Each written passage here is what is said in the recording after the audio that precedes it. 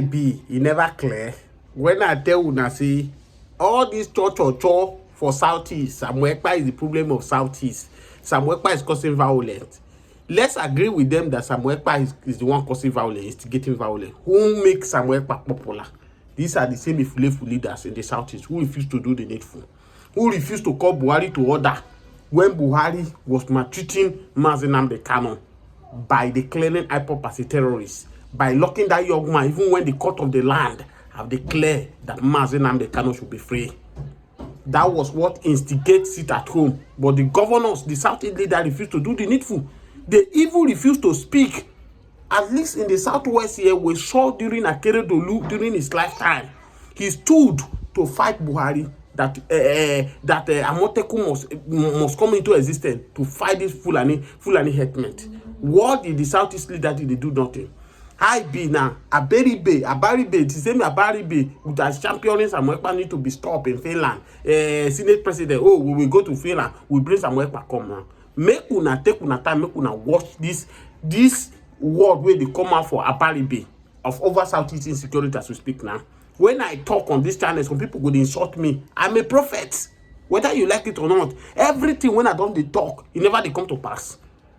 I don't care, I don't give a damn to anybody. I will say it the way it is. Nigeria government, they find it difficult.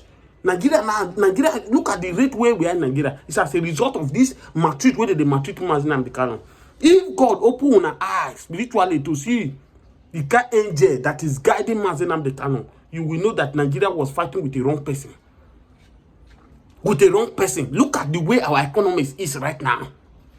They don't even know, they don't even know what they are doing. Nobody knows what they are doing. They release that young man on the prison. Let them release him and allow everybody to go on their household way. This one is no longer a country. Watch this video where Abaribe now have realized his mistake that Samuel Ekpa was not the issue. I have been saying it time without number that Samuel Ekpa is not the issue of Southeast. The Southeast problem is the governors. The primary responsibility of governors for president, every government, is to protect life and security. But these people refuse to do that. If today is your first time of watching my video, subscribe to this channel, on your notification, share this video massively. On this gospel, we will be preaching despite the threat message you people are sending. I don't give a damn. I don't care. I've told you people that we are past that level of afraid of arrest, afraid of death. We are no longer. If you talk, you go buy. If you don't talk, you go buy. Yes, many people where Fulani men don't keep for Benue State, keep for different places. We will they alive, we no better pass them. It can be anybody turn. Please share this video, subscribe to this channel, watch this video of Abaribe. After that, I'll come to analyze what is happening. Is going around saying that they were enforcing a non-existent order. The spokesman of IPOB is Emma Powerful, who had issued a statement to that effect. And I think Governor Peter Obi said it the other day that maybe some other actors have joined, criminals, cultists, all manners of people, and are using the seat at home to perpetrate mayhem in the Southeast. And we all condemned it in its entirety. And we also felt that if the grown-up, let's say the reason for all this has to do with the incarceration of Nnamdi Kanu, just like we had done earlier, that we should try to engage the authorities and make sure that we can find a solution that will be palatable to all sides. And that's exactly the kernel of what we discussed. Yes, that there is nothing that you cannot be negotiated. There's nothing that you cannot come and say, let us have a discussion on. And we intend that we will also engage the authorities, the federal authorities.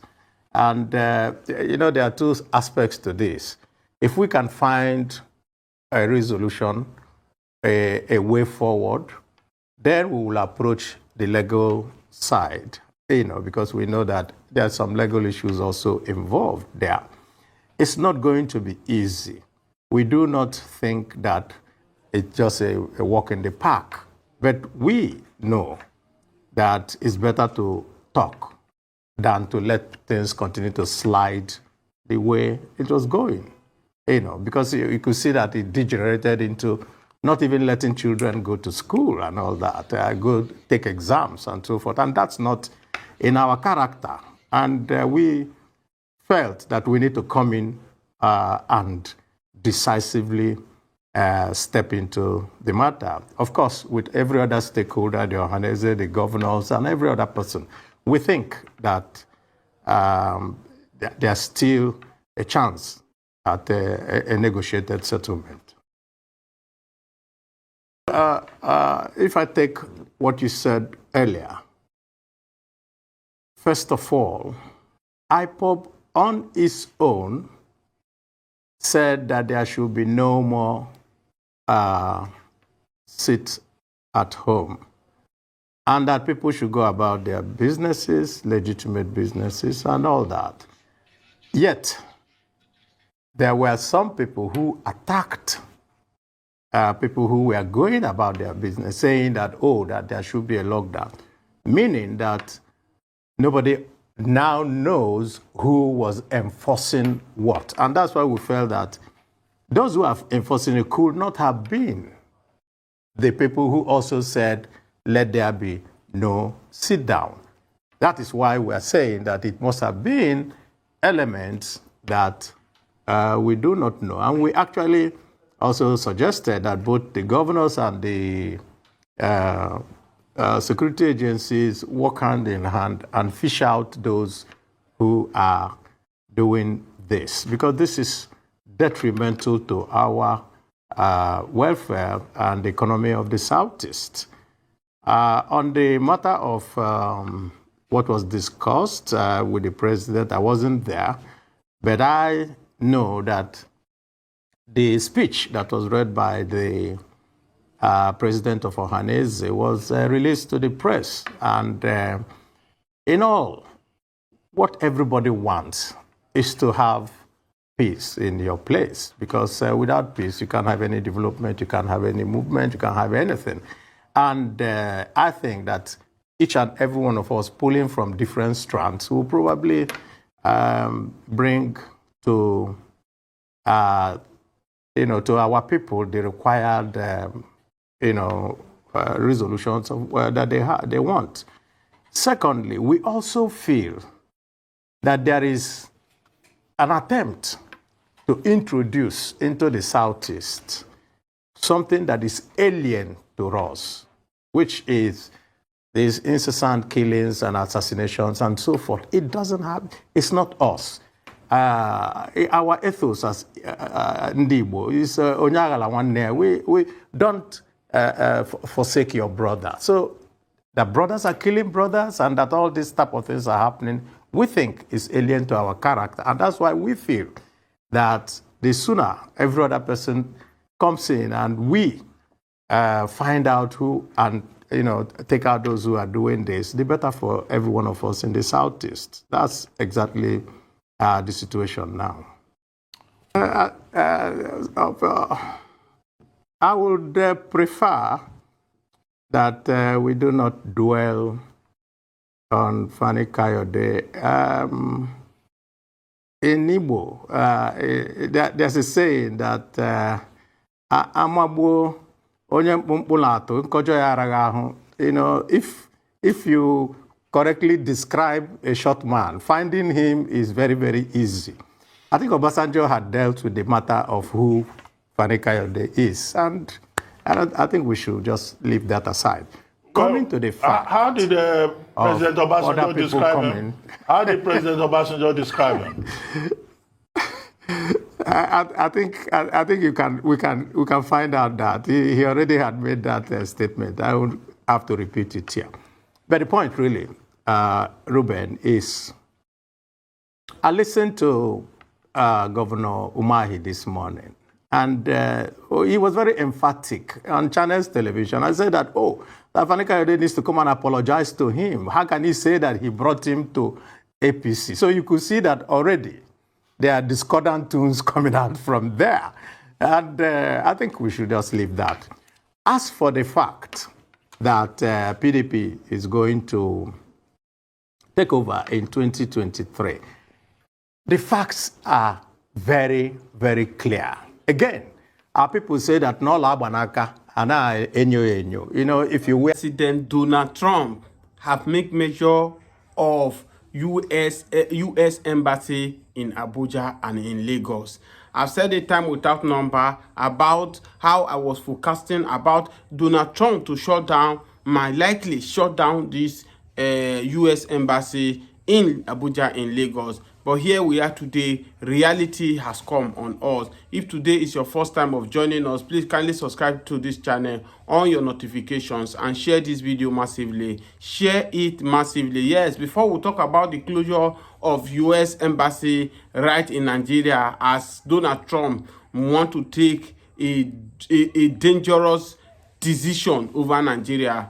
Yes, let's talk about the 4 Pakistanis. You can see the picture display on the screen there, that was arrested by Nigerian military, yes, few days ago. Yes, of course, as I keep saying it on this channel, many of you who have been following me, I said the problem of Nigeria is the north. Mazi Nnamdi Kanu and Samuel Ekpa, they are never the problem. What caused the Mazi Nnamdi Kanu, Samuel Ekpa, and the agitation of the Southeast is as a result of the unforgiving spirit that these northerner people have had against the Igbo, because they fought Biafra war. They want to go on their own. Of course, I will keep saying it without fear of anybody. If they would have allowed Biafra to go in 1966, 1967, it would have been a best decision for Africa, a best decision for the rest of us in Nigeria. We won't have been facing this, what we are facing today. You can see it, everything is playing to the gallery about the gospel Mazi Nnamdi Kanu have been preaching over 10 years ago. I remember when Mazi Nnamdi Kanu started this gospel of this Fulani Islamization. If Fulani want to take over Nigeria, many evil Igbos, they speed on Mazi Nnamdi Kanu eye. They say, oh, keep quiet, you don't know what you are saying. You are trying to cause division in Nigeria. We have invested so much in Nigeria that you are telling us to abandon Nigeria. These are word of prominent Igbo men in Nigeria when Mazi Nnamdi Kanu started this gospel. But today, it's now a reality. It's now dawned on every average Igbo man in Nigeria that Nigeria does not belong to them. You can see it obviously. It's written, is glaring. Showore have said it few months ago that there is an agreement between the Hausa, the Fulanis, and the Yorubas, that Igbos will not come near into the corridors of power, which I believe that if Showore does not have concrete evidence, that he will not just come and fabricate this kind of heavy allegations. Even federal government should have you will sue Showore to prove that such kind of document exists. But they felt that Igbos are not in. They felt that Igbo politicians have sold Igbo out to them. They now Igbos are not even more. They prefer.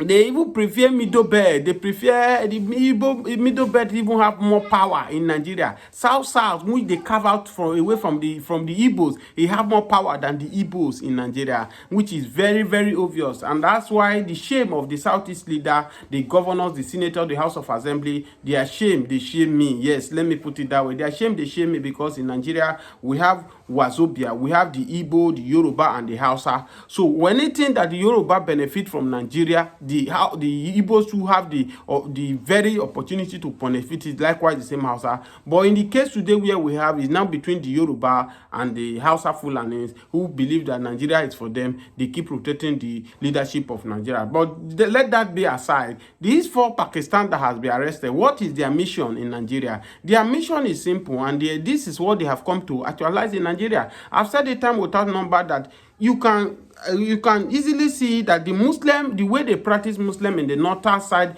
where I came from, which we are not belonging to now, we are the middle belt. Most of us were covered from different regions. They carve most of us that we are joined to this northerner. Most of us are from the southeast, from the Igbo.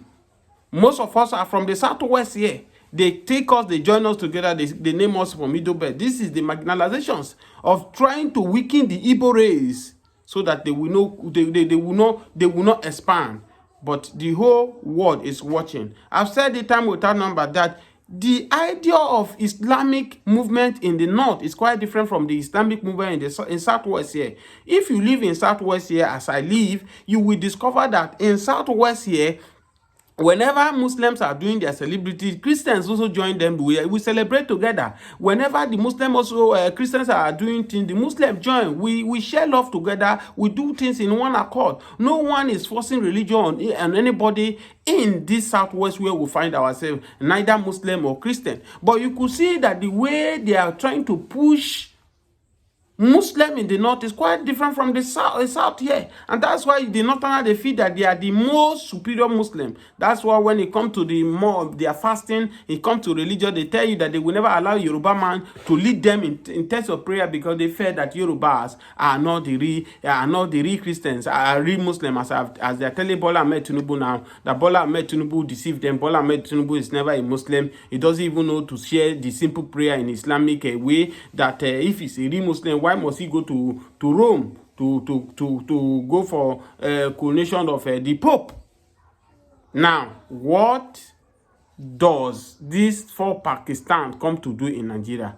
They have come. They are the people, allegedly, because they are still questioning now. I believe that they are in the DSS or they are anywhere questioning them. What they have come to Nigeria. These guys, at the end of the day, you will discover they are part of people who are sponsoring this Boko Haram in Nigeria, this terrorist group in Nigeria. I've said it time without number that what they want to turn Nigeria to, the Muslim in the north, the Muslim extremism in the north, moving in the north now, they want to turn northern Nigeria to Iran, Afghanistan, Yemen.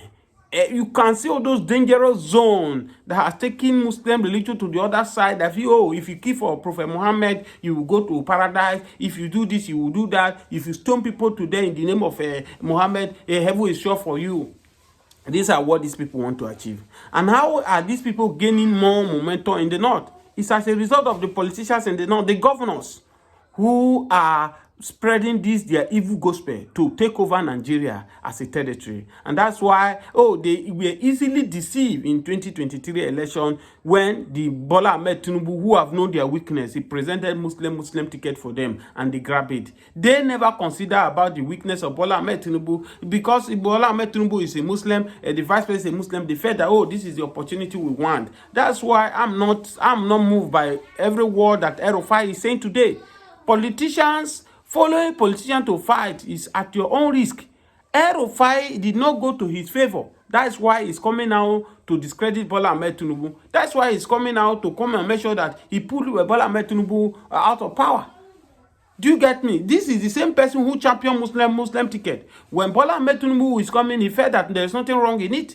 But he didn't favor him now. He's coming to talk. This is a man who championed religious extremism when he was a governor of Kaduna State.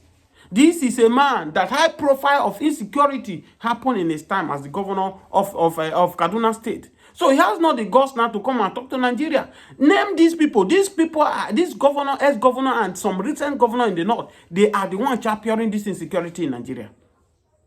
Yes. Without fear of anybody, for you to know that it's in the public domain, that I'm not going out of track, that the governor of Borno State have come out last week and told Nigeria that politicians in Borno State are part of people who are sponsoring this Boko Haram to take over the territory. And these are exactly what these people did to bring Boko Haram into Nigeria. Most of them today, as we speak now, they are in government, they are in federal, they are in presidency. That brought this terrorism to Nigeria, all in the name of political party. Have you seen the energy the former president, Goodluck Ebele Jonathan, put on to defeat these people, Boko Haram, before 2015? Where Ihejerika was the head of army, this man put more effort to end this Boko Haram by armies. But the moment these governors, this one, they are now ex-governor, some of them are governor today, some of them are even in the presidency, the higher ranking, saw that Jonathan was about to defeat this Boko Haram. What did they do? They orchestrated plan with Obama to stop Ebele Goodluck Jonathan. Obama refused to sell weapon to Jonathan to fight these people. Obama did everything to weaken Jonathan, so Jonathan will not have access to defeat these people. Don't forget, before 2015 general elections, These people orchestrated the kidnapping of Chibok girls, over 300 something children from school, to collapse the regime of Jonathan. And that was the beginning of how these people say hatred of Goodluck Jonathan to Nigeria. I see that many women today that were on the front line then, they are regretting the action they took. With somebody like Ekwesili, Yusuf Aisha, the rest of them, they came out. How will a weak president allow such kind of numbers of people to kidnap in the school? What was he doing? Why was this? But they never knew the calculation, what the politicians are doing behind. People who are behind it. That's why I said, when you are talking about the insecurity in the state, forget about everything that is happening now. We are putting on the Fulani, because they themselves, they are doing most of those things. But if you look at it in different angle, you see that the indigene have hand in it. They are supporting this. And that's why you can see Fulani men will go to a community, they will kidnap, they will do this. Either they have paid some people to allow them to do this evil act. They cannot just come into a community without somebody betraying the community and they go scot-free. It will not happen. Because when they are coming in, there are people who are aware that they are coming in. They could be paid a high number, a large amount of money, which they keep mute. Now you can see what happened in Southeast. Now this native doctor that was being held now, look at it. The people this man had been by, they will assume it is Fulani herdsmen that kidnapped them and buy them, not knowing that the native of these people are the one doing this. Do you get my point? So we are waiting for these 4 Pakistanis that will be arrested. We believe that this case will not be swept under the carpet. The same way under Buhari government, the Saudi Arabia, the Arab Emirates gives this name to Buhari, who are sponsoring Boko Haram, using Burundi chain to sponsor them. But up to this very moment, Buhari did not name them. Buhari did not name those people for Nigerians. Buhari refused to name them for Nigeria.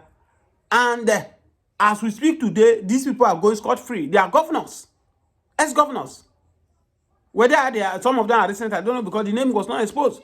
Why can't Bola Ahmed Tinubu, who reopened the case of Mazi Nnamdi Kanu to start the trial afresh, why can't he resume this case? And to call Buhari, to give him his name, since Buhari does not have the guts to call the name of these people who are sponsoring Boko Haram, if truly this APC, this government, they are ready to end the insecurity in Nigeria.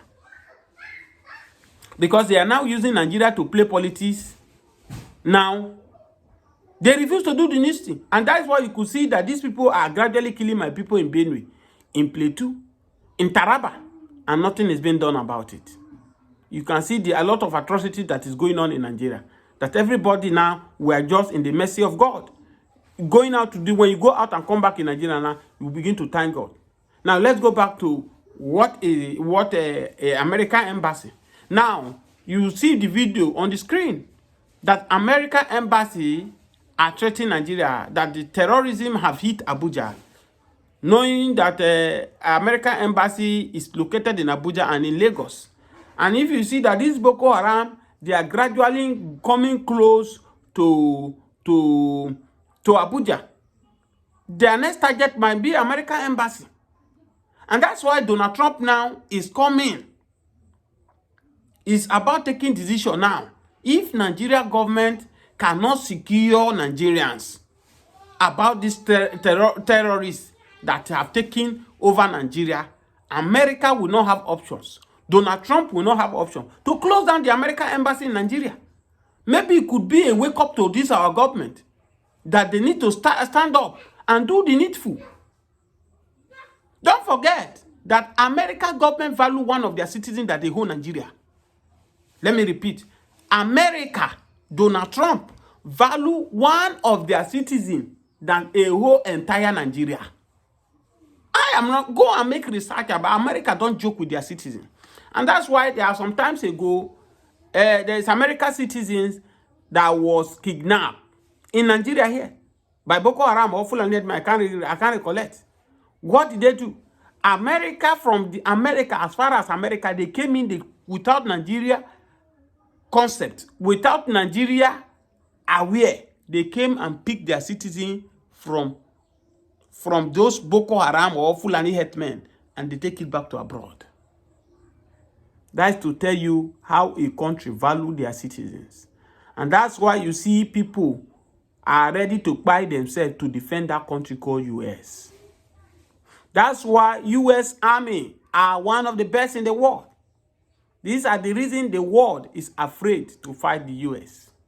Because the gallant soldiers are ready to sacrifice their life for the country. Because the country went for them. Have you seen the way these Boko Haram are now buying our soldiers? Display them on the internet. And this has been the major reason why Nigeria youth are being skeptical to join Nigeria army these days. You can see the outcry of CDS Musa that Southeast people refuse to join the army. It's not limited to only Southeast.